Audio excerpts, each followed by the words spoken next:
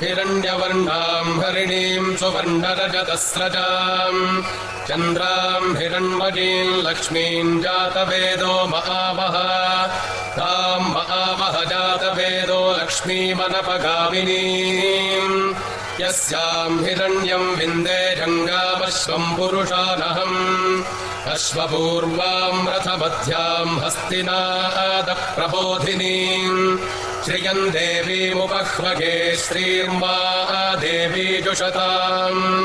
ताम् सोऽस्मिताम् हिरण्यप्राकारामार्द्रान् ज्वलन्तीम् तृप्ताम् तर्पयन्तीम् पद्मे स्थिताम् पद्मवर्णान्तामिहोपह्वगे श्रियम् चन्द्राम् प्रभासाम् यशसा ज्वलन्तीम् श्रियम् लोके देवजुष्टामुदाराम् ताम् पद्मिनीमीम् शरणमहम् प्रपद्ये लक्ष्मीर्मे नश्यताम् ताम् वृणे आदित्यवर्णे तपसोऽधिजातो वनस्पतिस्तव वृक्षोऽथ बिल्वः तस्य फलानि तपसानुदन्तु माजान्तराजाश्च बाह्या अलक्ष्मीः उपैतु मान्दे एव सखः कीर्तिश्च मणिना सह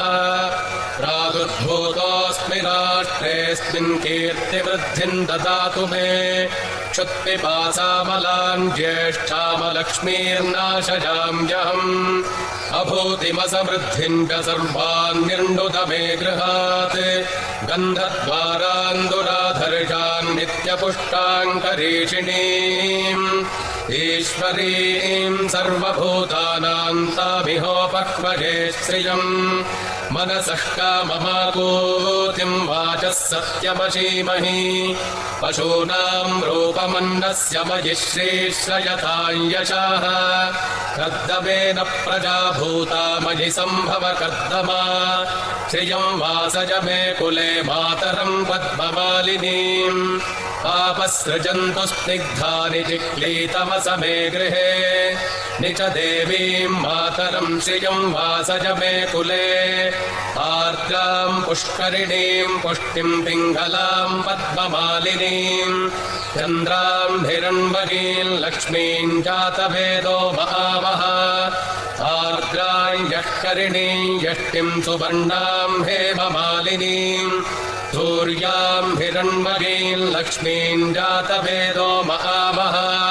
ताम् महावः जातवेदो लक्ष्मीमनपगामिनीम् यस्याम् हिरण्यम् प्रभूतम् गावो दास्योऽश्वाने विन्देयम् पुरुषानहम् महादेव्यै च विद्महे विष्णुपत्न्यै च धीमहि तन्नो लक्ष्मीः प्रचोदयात्।